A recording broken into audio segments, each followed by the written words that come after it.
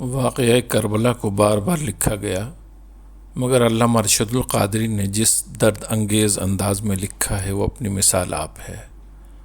علامہ کی کتاب نقش کربلا کا ایک مختصر حصہ پیش خدمت ہے۔ کربلا کی دوپہر کے وقت کی رقت انگیز داستان سننے سے پہلے ایک لرزہ خیز اور دردناک منظر نگاہوں کے سامنے لائیے۔ صبح سے دوپہر تک خاندان نبوت کے تمام چشم و چراغ، جملہ اعوان و انصار ایک ایک کر کے شہید ہو گئے۔ سب نے دم رخصت دل کی زخمی سطح پر ایک نئے داغ کا اضافہ کیا۔ ہر تڑپتی ہوئی لاش کی آخری ہچکیوں پر امام علی مقام میدان میں پہنچے، گود میں اٹھایا، خیمے تک لائے، زانوں پر سر رکھا اور جانثار نے دم توڑ دیا۔ نظر کے سامنے جن لاشوں کا انبار ہے ان میں جگر کے ٹکڑے بھی ہیں اور آنکھوں کے تارے بھی، بھائی اور بہن کے لاڈلے بھی اور باپ کی نشانیاں بھی۔ ان بے گور و کفن جنازوں پر کون ماتم کرے، کون آنسو بہائے اور کون جلتی ہوئی آنکھوں پر تسکین کا مرہم رکھے۔ تنہا ایک حسین اور دونوں جہان کی امیدوں کا ہجوم ایک عجیب درد انگیز بے بسی کا عالم ہے۔ قدم قدم پر نئی قیامت کھڑی ہوئی ہے، نفس نفس میں الم و اندوہ کے نئے نئے پہاڑ ٹوٹ رہے ہیں۔ دوسری طرف حرم نبوت کی خواتین ہیں، رسول اللہ کی بیٹیاں ہیں، سوگوار مائیں ہیں اور آشفتہ حال بہنیں ہیں۔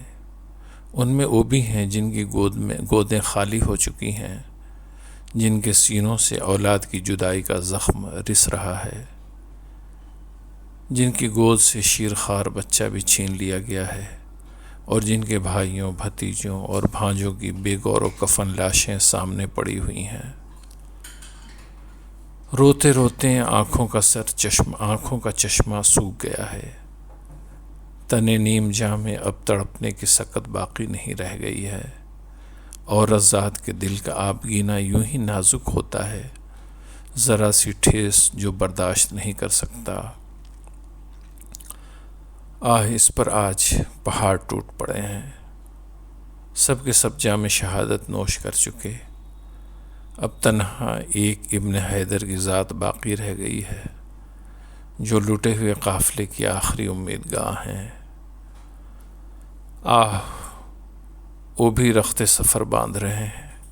خیمے میں ایک کوہرام برپا ہے، کبھی بہن کو تسکین دیتے ہیں، کبھی شہر بانوں کو تلقین فرما رہے ہیں، کبھی لخت جگر عابد بیمار کو گلے لگاتے ہیں اور کبھی کمسن بہنوں اور لاڈلی شہزادیوں کو یاس بھری نگاہوں سے دیکھ رہے ہیں۔ امید و بیم کی کشمکش ہے، فرض کا تصادم ہے، خون کا رشتہ دامن کھینچتا ہے اور ایمان مقتل کی طرف لے جاتا ہے۔ کبھی یہ خیال آتا ہے کہ ہمارے بعد اہل خیمہ کا حال کیا ہوگا، پردیس میں حرم کی یتیموں اور بیواؤں کے ساتھ دشمن کیا سلوک کریں گے۔ دوسری طرف شوق شہادت دامن گیر ہے، ملت کی تطہیر اور حمایت حق کا فرض نیزوں پر چڑھ کے آواز دے رہا ہے۔ بالآخر اہل بیت کے ناخدا کعبہ کے پاسبان، نانا جان کی شریعت کے محافظ حضرت امام حسین رضی اللہ عنہ بھی اب اپنے سر پر کفن باندھ کر رن میں جانے کے لیے تیار ہو گئے۔ اہل حرم کو تڑپتا بلکتا اور سسکتا چھوڑ کر حضرت امام حسین رضی اللہ عنہ خیمہ سے باہر نکلے اور لشکر اعداء کے سامنے کھڑے ہو گئے۔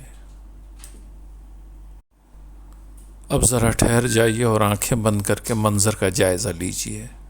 ساری داستان میں یہی وہ مقام ہے جہاں انسان کا کلیجہ شق ہو جاتا ہے، بلکہ پتھروں کا بھی جگر پانی ہو کر بہنے لگتا ہے۔ 3 دن کا ایک بھوکا پیاسا مسافر تنہا 22,000 تلواروں کے نرغے میں ہے۔ دشمنوں کی خونریز یلغار چاروں طرف سے بڑھتی چلی آ رہی ہے۔ دروازے پر اہل بیت کی مستورات اشکبار آنکھوں سے یہ منظر دیکھ رہی ہیں۔ لمحہ لمحہ درد و غم کی اتھاہ ساگر میں دل ڈوبتا جا رہا ہے۔ کبھی منہ سے چیخ نکلتی ہے، کبھی آنکھیں جھپک جاتی ہیں۔ ہائے رے تسلیم و رضا کی وادی بے اما، پھولوں کی پنکھڑی پہ قدم رکھنے والی شہزادیاں آج انگاروں پہ لوٹ رہی ہیں، جن کے اشارے ابرو سے ڈوبا ہوا سورج پلٹ آتا ہے۔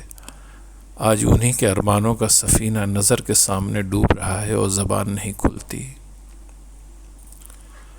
دیکھنے والی آنکھیں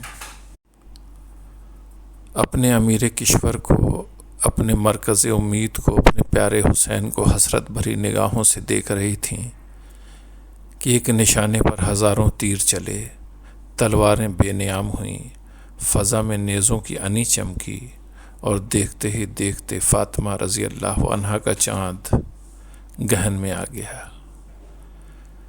زخموں سے چور، خون میں شرابور سیدہ کا راج دلارا جیسے ہی فرش پر گرا، کائنات کا سینہ دہل گیا۔ کعبے کی دیواریں ہل گئیں، چشم فلک نے خون برسایا، خورشید نے شرم سے منہ ڈھانپ لیا، اور گیتی کی ساری فضا ماتم و اندوہ سے بھر گئی۔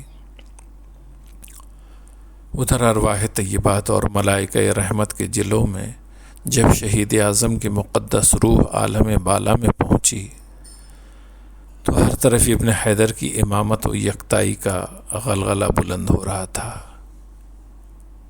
ادھر خیمے میں ہر طرف آگ لگی ہوئی تھی اور صبر و شکیب کا خرمن جل رہا تھا۔ یتیموں، بیواؤں اور سوگواروں کی آہ و فغاں سے دھرتی کا کلیجہ پھٹ گیا، امیدوں کی دنیا لٹ گئی۔ آہ بیچ مجھار میں کشتی کا ناخدا بھی چل بسا۔ اب بنو ہاشم کے یتیم کہاں جائیں، کس کا منہ تکیں؟ کاشان نبوت کی وہ شہزادیاں جن کی عفت سرا میں روح الامین بھی بغیر اجازت کے نہ داخل ہوں، نسیم صبا بھی جن کے آنچلوں کے قریب پہنچ کر ادب کے سانچے میں ڈھل جائے۔ آج کربلا کے میدان میں کون ان کا محرم ہے جس سے اپنے دکھ درد کی بات کہیں؟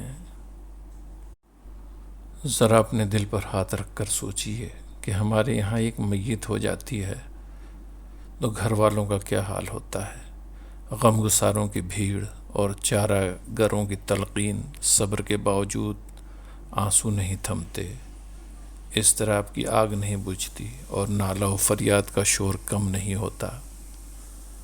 پھر کربلا کے میدان میں حرم کی ان سوگوار عورتوں پر کیا گزری ہوگی جن کے سامنے بیٹوں، شوہروں اور عزیزوں کی لاشوں کا انبار لگا ہوا تھا، جو غم گساروں اور شریک حال ہمدردوں کے جھرمٹ میں نہیں، خونخوار دشمنوں اور سفاک درندوں کے نرغے میں تھیں۔